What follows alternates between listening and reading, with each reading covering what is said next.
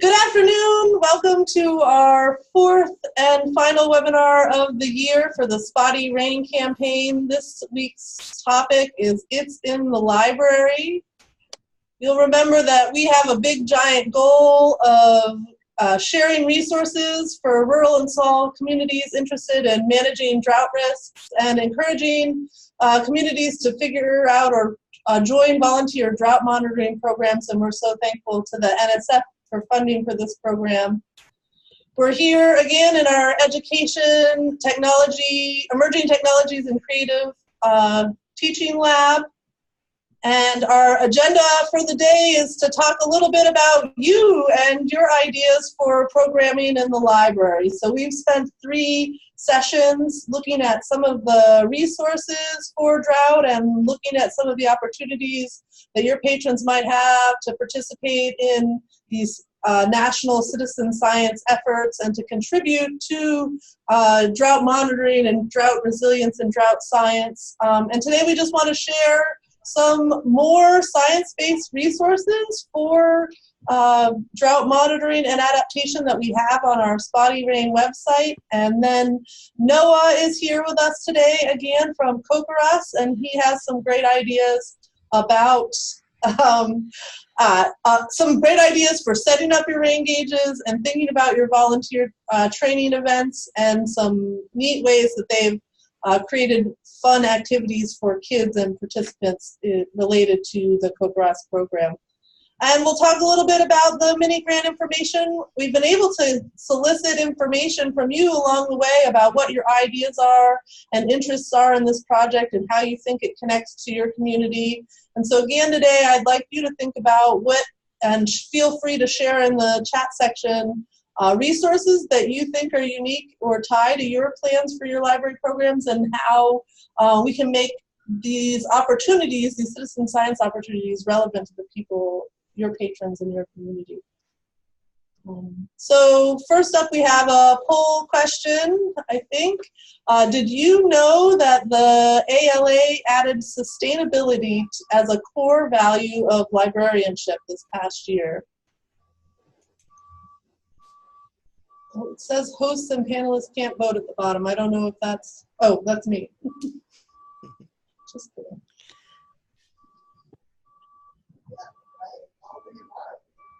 Oh. Well, they did. Oh, yep. Some of you knew, some of you didn't. I think this is an amazing opportunity to connect a project like this to the mission and values of your library. So I think one of the ways we connect to the values of librarianship is in sharing information about drought and drought risk, but also this idea that we as librarians, or you as librarians, might contribute to larger thinking about sustainable societies and a changing environment is very exciting. A lot of you had some great responses to the survey related to why you think topics related to the environment fit the mission of your library, and I was really excited to see your thoughts on that. I'm having trouble turning my slide. There we go. So my idea today is to start off with some of the resources from the Spotty Rain website. And so we have buttons there that organized along track, report, and adapt. And so rather than spending a lot of time scrolling through the website and letting you watch my cursor go, I thought I would summarize on what you can find in each of these tabs, and then highlight a resource I think is super cool and might be useful to you. So we didn't know what LibGuides are until a little while ago, but I think of this as a little bit like a LibGuide. We've assembled a lot of the science-based resources from organizations like the USDA, the National Weather Service, the NRCS, and NOAA. And so we have a whole page where you can find the nationally available drought reports. They're related to crop production, water supply, seasonal outlooks, and even monthly outlooks for drought. This is a great place to start if you were trying to figure out if we were in drought. In addition to, of course, the resources from the drought monitor that we've looked at previous. We also have a set of regional resources related to some of the USDA and NOAA climate centers. So there are these regional science groups that cover different parts of the plains, and they're doing integrated water and climate research.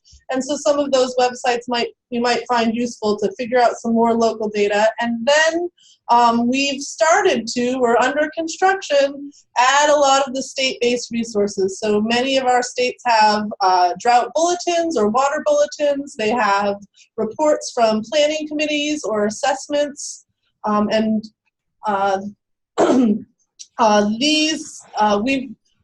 begun, I think we've got 6 of the 10 Great Plains states there.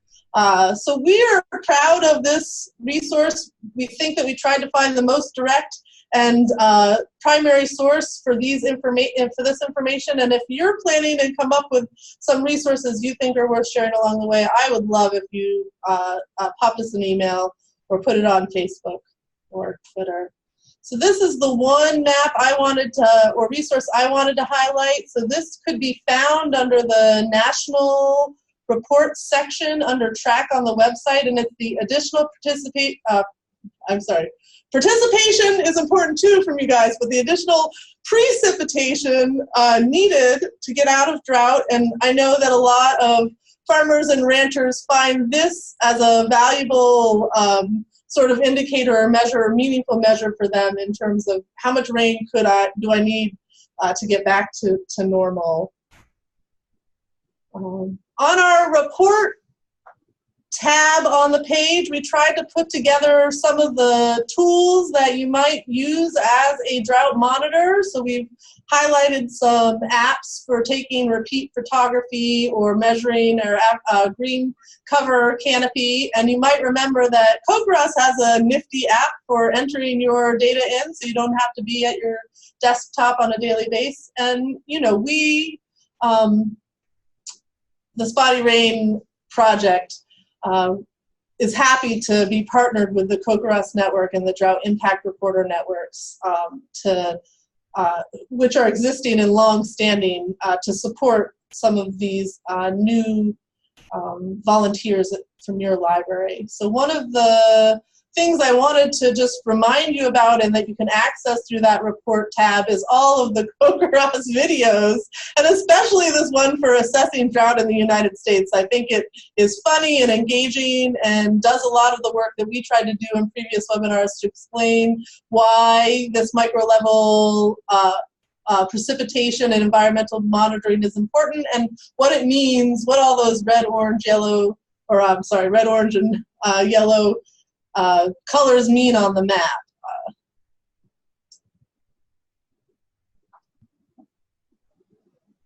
So I was just curious in chat, I don't know if anyone else is following along, I see some of it's highlighted up on my screen. If you had any cool tools, so if you have anything to share, let's pop it in chat related to environmental monitoring or citizen science. So I know a lot of people have interacted with platforms like iNaturalist or Picture Post, or maybe you have a favorite weather app or emergency weather tool that you like to use. We'd love to hear about that. I know that some of you are already weather geeks. All right. I'm breezing right through because so the website is arranged in my mind to highlight some of these citizen science practices and processes. So with track, you can find information and use information related to drought to identify current conditions and impacts. And with report, you can join in the process of science by adding your measurements, but we also have this opportunity or a lot of resources available for adapting or managing or planning for drought. So under our Adapt tab, we've highlighted direct links to the extension services in each of the states in the Great Plains. We're under construction and pulled out some of the fact sheets and videos and university centers that deal with drought-related topics like beef and crop management. our land-grant universities have a lot of resources for us, but it's not always easy to find them, fact sheets in particular, and even just the YouTube pages. So we try to do some of the work in that end to put forward the drought-related extension resources. We have a classroom page, and that has been a lot of the product of a lot of our work with the STEM Teacher Institute, but I think for some of you, you are interested in the youth STEM activities, and so you might here find some curriculum resources from the National Weather Service or NOAA. There are also handouts that might be useful about what is drought and how is it related.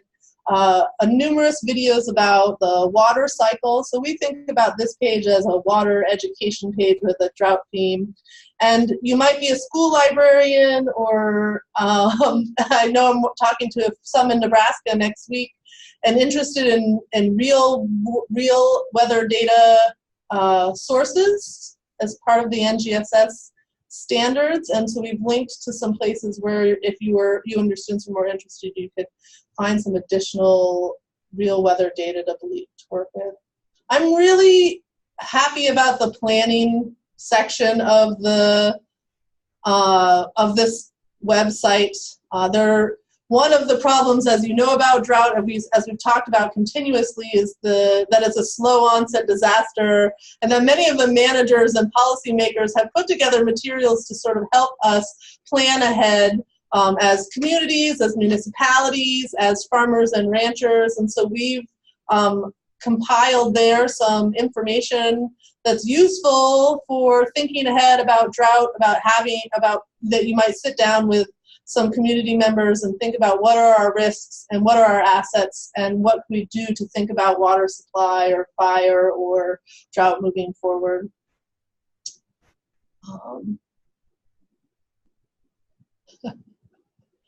Yeah, and I also added to that page a libraries tab, and I want to share with you that in just a second. I think there's a number of resources that are really useful. But before I do that, I want to highlight as my cool resource the National Drought Mitigation Center's Ready for Drought game. And so you can also find that under the Adapt tab, or just by searching Ready for Drought. And it's a neat role-playing game that allows you young people or community participants in your programs to take a role within the community and then talk about how we might prepare for and manage drought and water resources. So someone can be the mayor, and someone could be a first responder, and someone could be a business center, and it can facilitate a discussion like that. So I see that there's some chats. Tudolini, is there anything we should, let's see. Oh yes, Globe is an amazing product, right? The Globe NASA app has different activities you can do. I was thinking about their new mosquito project and how Deborah was talking about drought facilitates that mosquito. So I think that could be integrated as a useful part of a drought monitoring program. Let me scroll up and see what's before this.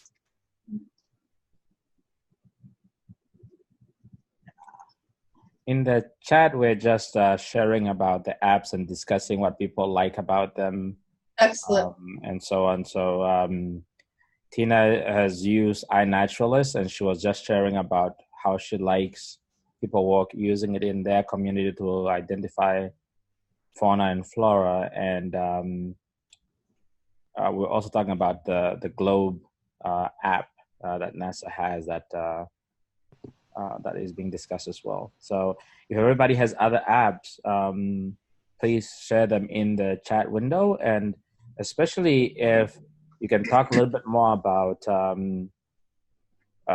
the free apps versus the ones that are for pay, because even some that are great are good up to a point, and then you have to pay for a license. And I'll be interested in seeing how some of you navigate with getting patrons to use those, given that there's a cost. Yes, absolutely. There's a question about the Backyard Wilderness app. Yeah, I'm not familiar with that one, but maybe Tina knows. She offered it out there. We'll remind you that SciStarter has a whole list of citizen science projects too that are related.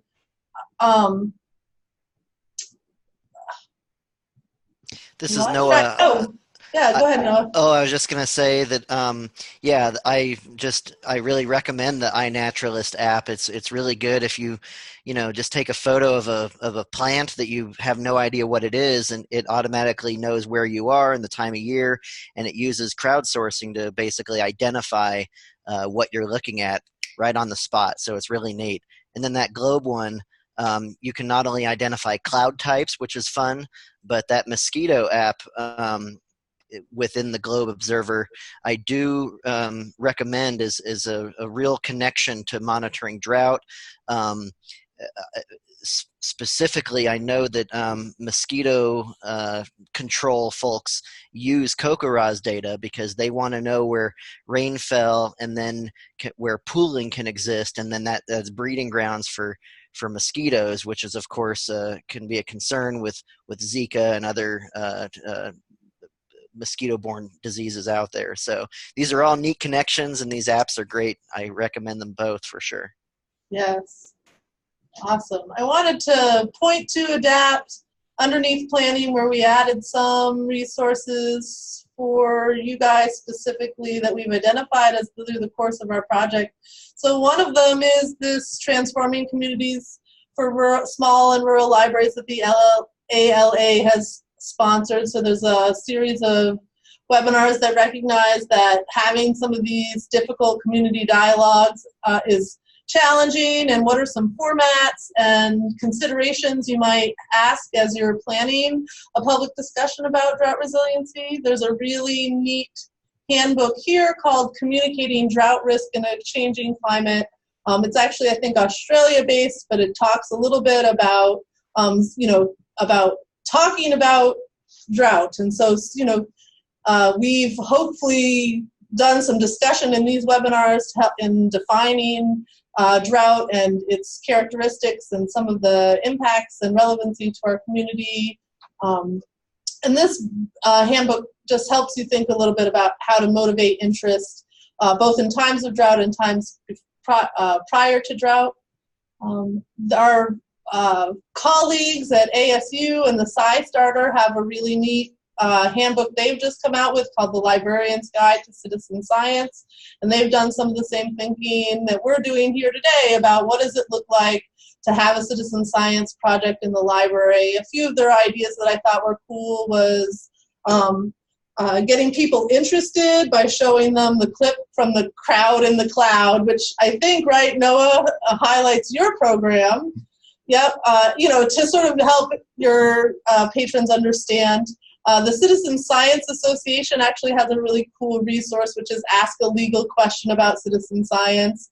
So, if you were unsure about where you were taking a picture or how you were able to use data, that's a useful one. And then we added that Ready for Drought game that the National Drought Mitigation Center offers, the role-playing game. So I wanted those to be straightforward for you. I think as the goal for the project as we move forward is to have a libraries programs page where the work that we do together, that you do and you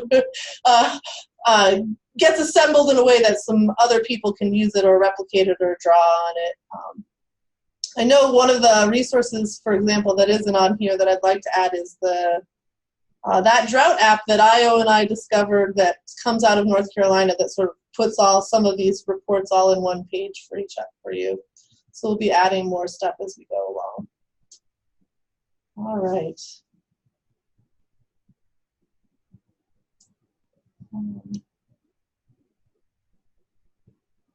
I think I'll pass it on to Noah. I think as you think about moving forward past this final webinar, we're going to talk a little bit in a second about rain gauges and everything, but he has some useful tips about getting your rain gauge up or helping patrons figure out how, as well as some fun, engaging ideas in the library. I think I'll stop my share, Noah, and then you'll be able to hop on. Perfect. Yep. I'll get my screen going now. You should be able to see the CocoRa's homepage. We've got almost 9,000 dots on the map just this morning, so good amount of precip there around the country. I'll get my,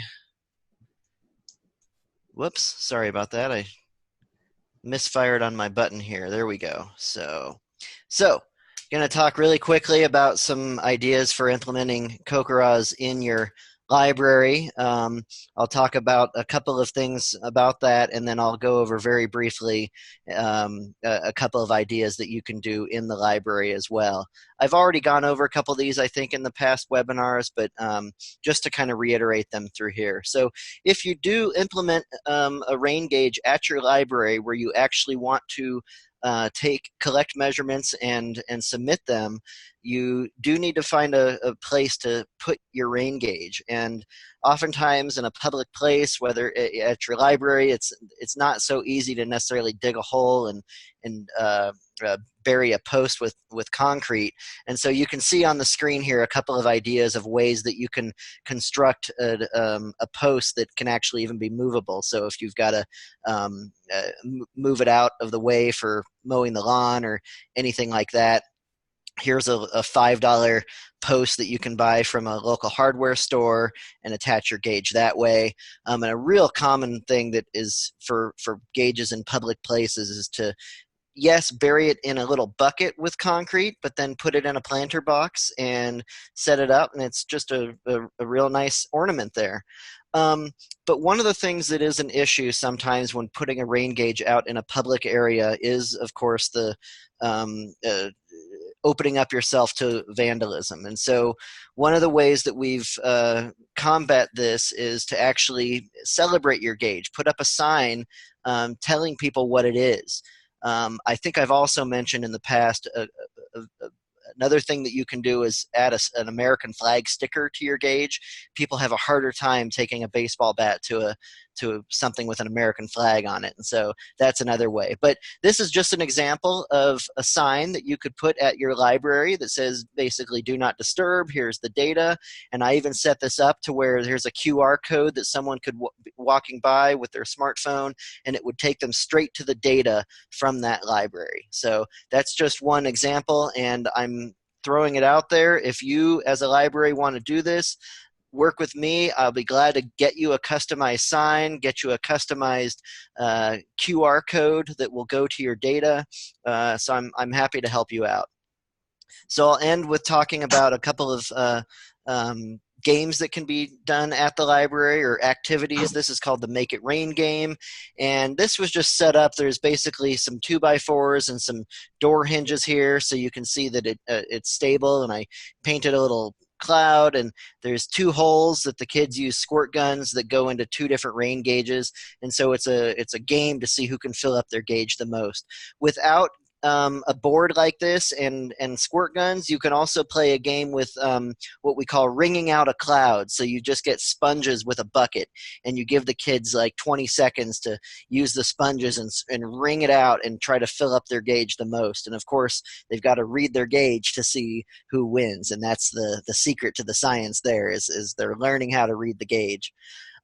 Finally, because we also study hail using a piece of styrofoam, cover it with tinfoil, and after a hailstorm, that becomes valuable scientific data, but it also becomes art. You can take a clip off of this and frame it up, and so this is a great activity. So you at your library want to do something like this, you can get in touch with me, and I can ship you a series of used hail pads that we've already analyzed, and that way you could then have a project where kids come in and pick out their favorite hail pad and make some art. So I'll leave it at that. You all know how to get involved. You get your rain gauge, sign up, set it in a spot, submit your data. We are cuckoo for Kokoraz, and that is all I've got to say. So I will stop sharing my screen at this point if I can. And maybe, oh, there it is. Sorry, stop share. Found it. There we go. Awesome. Thank you, Noah. Let's see if I can share my screen. There we go. so thankful for Noah and the resources that COCRUS offers for volunteers, from that limited access PRISM data to how fun and friendly are to your cool videos. You really are an exceptional citizen science program, long running and sustained, and I think there's something to be said for that and for your network. Wanted to sort of get our brains thinking about the library programs and how you're thinking about introducing the idea of drought monitoring and this opportunity to volunteer or learn more about the resources, or maybe perhaps have some community dialogue. I've been thankful for your viewership and for your responses to our feedback. And so here on the screen, you can see some of your ideas about what sectors of drought interests you thought you or your community were most interested in. So a lot of collective response to the idea of municipal water supply, fire protection, habitat for wildlife, crop production, and tourism. Recreation and tourism is increasingly impacted by drought skiing and whatnot there for our Colorado folks. And then last time around, you know, of all of the environmental topics we tried to put forward to think about where people were coming into your library on that topic, you listed weather and disaster information as important, and so I hope some of these resources link you to that. We asked some questions about what types of materials you want to have in the library, and so I had another question this round with an open-ended response. What would be valuable to you to have in your library or useful? And so there were, some of you have seen our groundwater display at the library conferences this year, and other people listed posters, and increasingly this idea that maybe there's a kit to be developed, a drought monitoring kit that might include, you know, the opportunity to take repeat photography or measure soil moisture, or identify some invasive species impacts as well as indicators of drought. The top programs that you guys put forward are what we're thinking about how we can connect with in the future. So of course this idea of promoting COCRUS, of having a volunteer event to share that. A lot of you are interested in the oral history, and I know that my experience in the Panhandle is very meaningful there. So we want to think a little bit more about how to connect with some of the state oral history centers to see if we could get together a collective oral history drought project where some of those resources that you might have already partnered with to do oral histories in your library we could use to focus on drought survivors or old timers who are around and are fewer as the years go on. A lot of interest in themed story time, after school programs, or youth STEM opportunities, and also some connections that you were drawing to rain barrels and rain barrel training, which I think is important too.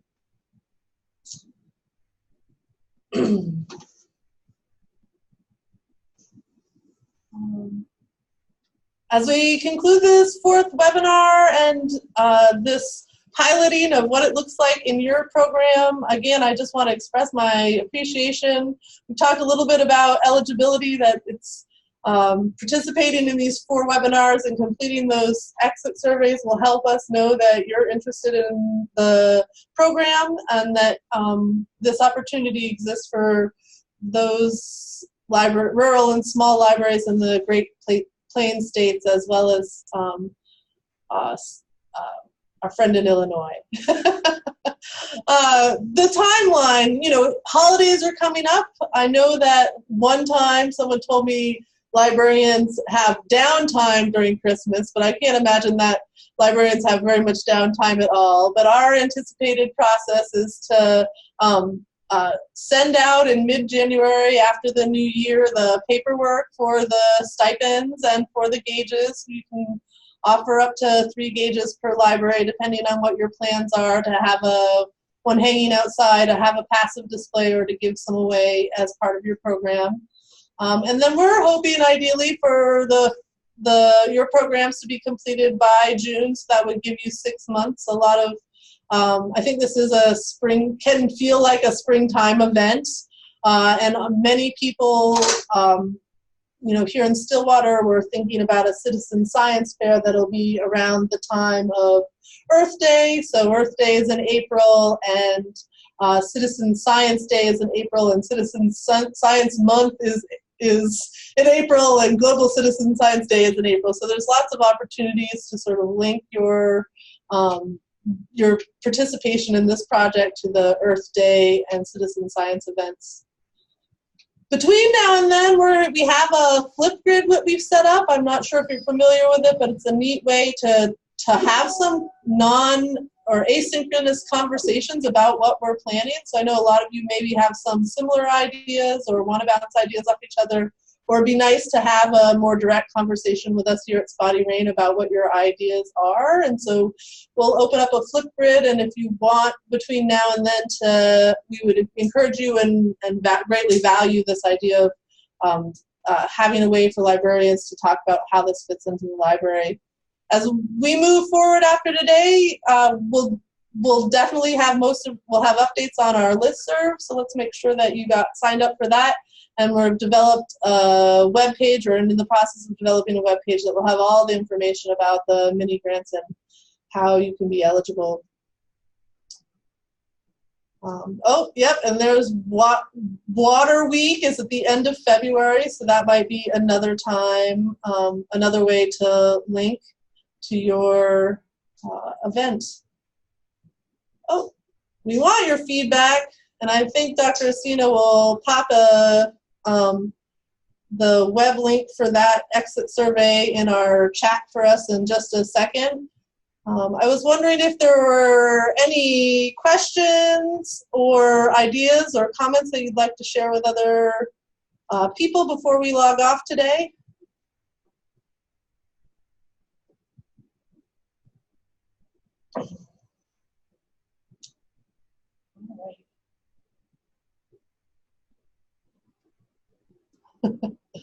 Well, thank you, Noah. It's been a pleasure, and thank you from Kokoros and Deb and Tanya from the National Drought Mitigation Center for participating in this workshop series with us, or webinar series with us. I want to thank all the folks at our Education and Creative Technology Lab for helping set this up and problem shooting along the way. And I just want to leave by saying how impressed I am with all of you little libraries and your interest in this project, and that you sat through these 4 with us. And as you complete the exit survey today, I'd love your constructive criticism about how we might directly connect with libraries and be more relevant to your communities and resources that we might incorporate in as our project as we go along. So we have another 3 or 4 years of this project, and this is just the beginning. So thank you for being part of it, and have a happy holiday season, everybody.